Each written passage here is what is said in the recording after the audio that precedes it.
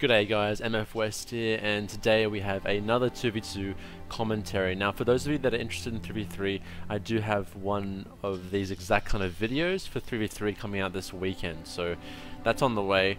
Yeah, so another 2v2 commentary. Now these, I had a whole bunch of videos and clips ready to come out on the second week of the season. On the second week of the season, I hit Duelist, and I was ready to pump out those videos, and then all of a sudden the mana changes came in, or the mana nerfs, sorry, and I had to change my whole approach. I couldn't use those clips because who wants to watch games where the current changes aren't implemented, so those are gone, and I had to get new clips, and I just really haven't been PvPing that much. I've been very busy IRL with the new job and everything, but ignoring that, these clips are pretty decent. I'm playing against some of the harder comps in 2v2 right now. I am trying to get into more 3v3, but again, just trying to juggle around with IRL. But I will get them out for you guys, no worries, and there's plenty more Mythic Plus content coming out this weekend. I'm pumping out like a whole bunch of videos this weekend, so be on the lookout, and a Mythic Conclave kill. Whole bunch of shit, guys. It's Christmas. Alright, so talents and everything alike. So talents pretty much still staying the same. Some of these matches I am running Unholy Blight with Necromancer's Bargain. Now this was actually a really good setup that people were using before the mana nerfs came in, and it was really strong. Not everyone knew about it, but basically every 45 seconds you have Unholy Blight, Necromancer's Bargain, and your Magus all in sync. It's all linked to a 45-second cooldown. So every 45 seconds you had like this mini burst, and Unholy Blight actually was doing quite a lot of damage. But with the recent mana nerfs, I think Ebon Fever is, I don't know, having more success with Ebon Fever, and I think that it's just applying more pressure and it's burning healers' mana more efficiently. Especially against comps that can kite your Unholy Blight, or you're playing against range, it's just not as good. So I would kind of steer away from using Blight until I do some more testing, or just look at what people are using, because people are using it in the competitive scene currently in tournaments, but it's very niche. So yeah, so we'll see. But yeah, I swap out Spell Eater according to what I'm playing against. You don't want to be using Death Pact into late dampening 100%, and Wraithwalk. I'm pretty much swapping between Spell Eater and Wraithwalk in most of my 2s games, I'll be honest guys. And yeah, nothing much has changed. Gear, pretty much the same. This is my PvP set. I'm rocking 19% haste, 8% verse. Sorry. I've got a 410 Maledict and a 405 Razan's Gleaming Eye. Gediku 400, and then all my Azerite pieces are 415. Okay, now I'm going to announce in my Mythic Plus guide, which I am in the works. It's like 3/4 done, but on the 12th of March they'll be implementing huge bug fixes to Magus. Right now Magus' cast sequence of abilities is completely effed. It's not doing the right thing. It's very irritating, and it's a buggy Azerite trait. They will be fixing it, so hopefully it'll be pumping on a lot more damage. I'm not sure. We'll have to see what happens, but yeah, be on the lookout for the 12th of March to see. I will make a video on the 12th to see what actually happens, what's the difference in damage, and etc. So without further ado, let's get into the games. I will mention before we start, I am running Necromancer's Bargain in almost every one of these games. I have actually grown accustomed to using it against Resto Druids and Mistweavers, and I don't really like taking it against Disc Priests. Resto Shamans I barely come across, and Holy Paladins you can use it against. So pretty much all the healers, but it is very, very strong against Resto Druids and Mistweavers. So yeah, that's my take on it. Changing up my talents a little bit, but not too drastic. So let's get into the clips. Okay, first game is kind of like halfway because the game was quite long. It's against an Arms Warrior Mistweaver. Now this comp is pretty much, I think Unholy has a bit of an edge, but a good Arms Warrior can really, you know, make you pay for a mistake. So you're on the Warrior the most of the game. You'll be swapping to Monk just to kind of pull his mana away when he hasn't got Cocoon. And if he's like staying around the Warrior, you can actually pull him in and do a lot of damage. You'll see that. So the Warrior has an advantage here. I am using Unholy Blight, so just watch how I use that on the Warrior. I think it's one of my top 3 damage dealers at the end of the game. But the good thing about Arms Warriors is that we can continually slow them and CC them, which is great. Fury Warriors, we haven't got that luxury. I kicked the Monk into a full asphyxiate, and here you kind of want to be keeping your pet into the late damps, keeping your pet on the Monk, like stopping him from getting drinks, because getting a drink off can decide a game. That's just the meta right now, especially in 2s. It's really, really big. And Arms Warriors, like if you fall behind in healing against an Arms Warrior, you are in big shit. So That's very, very important.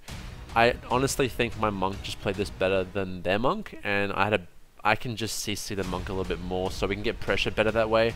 But this warrior has a bit of a hard time connecting with my monk. I can grip every charge or leap and slow him constantly.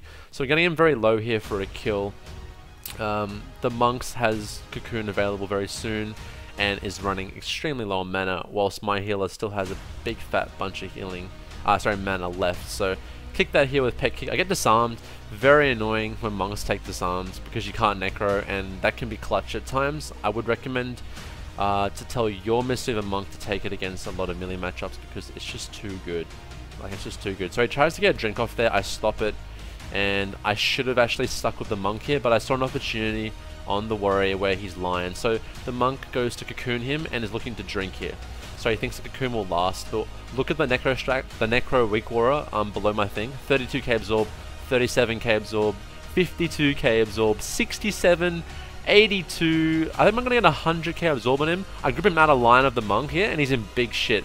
So he gets healed a little bit here. 91k necro. That is freaking hilarious. The monk has used all his mana that he just drank to get rid of that absorb. The absorb's gone. He gets, the warrior takes a maledict and is so dead. Has Unholy Blight dot in him. So the monk made a decision there to actually try and, you know, go for a drink and get a heal off. And all his healing went into a necro. How fucking bad would that feel? So you have to know when to go drink. One of the hardest matchups for Unholy DK. I'm playing with the Resto Druid this time around. I hate this comp, okay? Mistweavers, Windwalkers are amazing, and this Windwalker's actually on my friends list, which is pretty funny. So yeah, we're on the Paladin the whole game, and we're going to be gripping, Chains of Icing the monk on his every single Tiger Lust. Every time he has an opportunity to get on the Druid, we have to peel, okay? And it's a race, again. So it's going to be down to how good is this Paladin at juking me, and how well can I kill him. So you're going to see me try and do some clutch grips onto this monk, and some of them actually saved my Druid's life, I believe. Now, funny enough, I actually will get a kill on the monk at the end because, yeah, by that time, like, the monk's healing and karmas, when it's down, he's actually a pretty easy target to hit, especially if he's not kiting. And if he decides to kite, they lose a lot of pressure, and yeah. So I'm kind of cleaving both right here. Have to watch my positioning because I'm lining my Druid. A really good Vortex goes down, which is great. I'm back onto the Paladin. He charges away. I actually could have, I think he freedom charged. I should have gripped him otherwise, but anyway, grip him back. And yeah, it's pretty cruisy at the moment. Damp's going to start collecting up here, and we're going to start getting cooldowns from this Paladin. But the monk always tries to look for an opportunity to kill me, and he gets very close at some stages because Windwalker Monk is just amazing right now, let's be honest. He karmas me here, so I just ignore him. It was a decent-ish karma. I think he knew I had nothing else to hit, so he karma'd me, which is okay. I get a full stun of bomb here. He trinkets, which is really good. Getting kind of low here, I actually IBF, and this is a bit of a trouble. Gets a full blinding light onto my healer, but I'm death striking as much as I can. You can see my spells up in the top left-hand corner. A Maledict's coming on me, so I make sure that I stay in line with my healer, okay? He vortexes him back, and I'm just Chains of Icing this guy and kiting as much as I can so I can get topped. Here I managed to get topped. My Druid's sitting a decent mana. I think he's actually got a drink in so far, and he clones the monk, and I'm going to be back onto the monk here. So yeah, nothing too crazy. I haven't got crazy cooldowns from the Paladin here, but I'm pumping this monk here. I try to grip him downstairs for Loz. I actually get it, and he gets in huge trouble. That grip forced bubble sack, just because he got greedy and didn't respect that I could make him Loz his healer with grip. So remember, you can use your grip as an aggressive cooldown, especially on this map when there's all these different types of angles.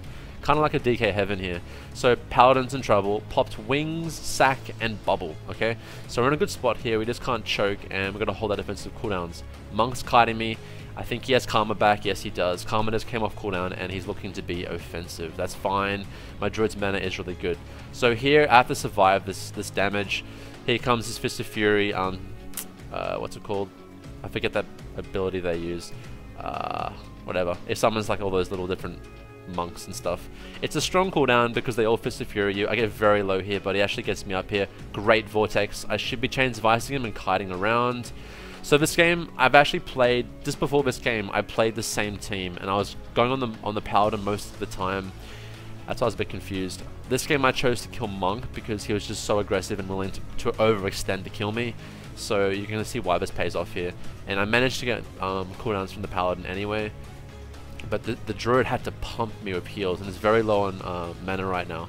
But I'm getting very, very good pressure out on the Monk here, and we're going to try and get the kill soon here. So, Paladin has 14 seconds left on stun DR, and I'm getting really, really good Necro Strikes out onto this Monk. It's got 27k absorb, and there it goes.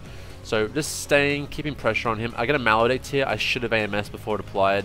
I might have AMS'd it, I'm not sure. But anyway, AMS is up and he gets cloned. It's a good clone because now I can position myself to kick Paladin as he comes back around the corner. I have my kick available right now and I kick him right there, which is perfect. Necro striking, keeping myself up with death strikes, and he's going to go down here.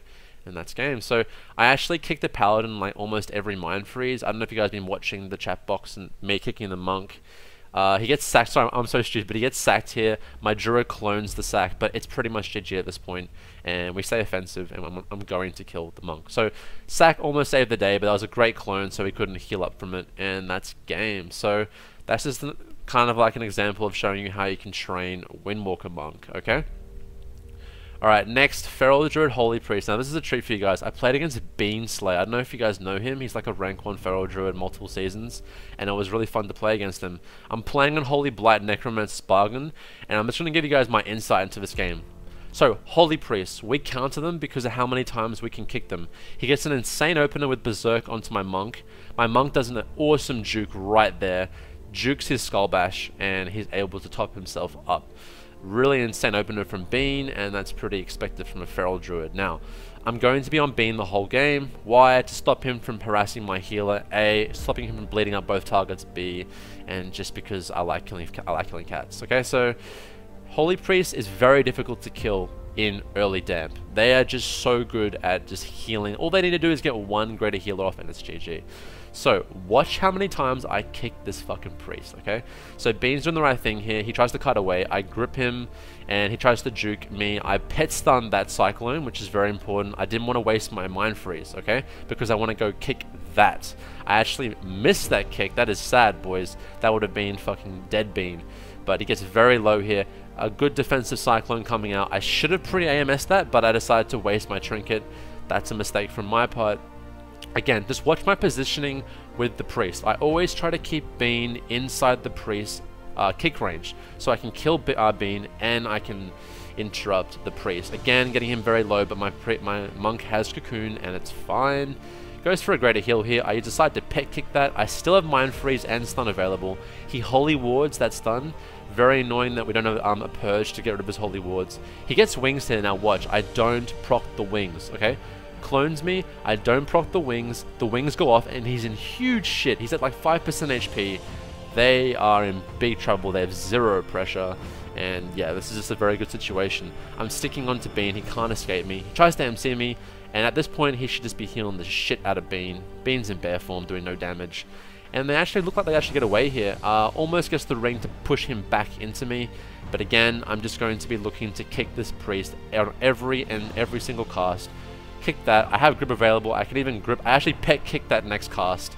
So this is almost GG. I'm actually saving death grip for when this Druid gets away from me. I stun that. Holy Ward gets put off, and the priest actually manages to top Bean off. But again, he's in bear form. From the get-go, he hasn't put pressure on me. He's got 2 cocoons, but that's it. So I'm able to stick to this Druid very, very well. And I'm just going to grip that heal. Now he's in range from my Mind Freeze, and they are in so much trouble here, guys. Tries to MC me, again, not topping off Bean, so it's not that much of a problem. Unholy Blight's coming up in 6 seconds, and I'm just trying to keep Bean in range of this healer for another kick. Interesting enough, he tries to MC greater heal, gets the greater heal off, and now I think in the next minute of this game, it's going to be GG. So I got burst up. Unholy Blight is up, it's on Bean. I have Dark Transformation coming up, and I have stun available, so big damage, and Frenzy. This is huge, huge damage. I kick that heal. I have grip available to stop his next cast, and he is in range of grip. But I'm locking down Bean here, and it's pretty much GG. I'm gripping him into Loz to stop the priest from getting that heal, and he dies before that. So that was a really fun game. It was great to play against Bean, And yeah, on to the next clip. So Holy Priest, a little bit weak against Unholy, but Holy is just so good in in early stages of dampening. So good. So that's going to be the clips for today. I'm sorry, I have more ready. I just wanted to get this video out. I hope you guys enjoyed that insight into those different teams, and I hope you guys enjoyed that last clip. So again, 3v3 commentaries, Mythic Plus, and Mythic Conclave are all on the way on the weekend. Stay tuned, click the bell notification to see when these videos come out, and most importantly, stay Unholy. If you have any questions about Unholy and PvP or anything in general, pop them down below in the comments and I will get to you. Thank you very much for watching, guys, and peace.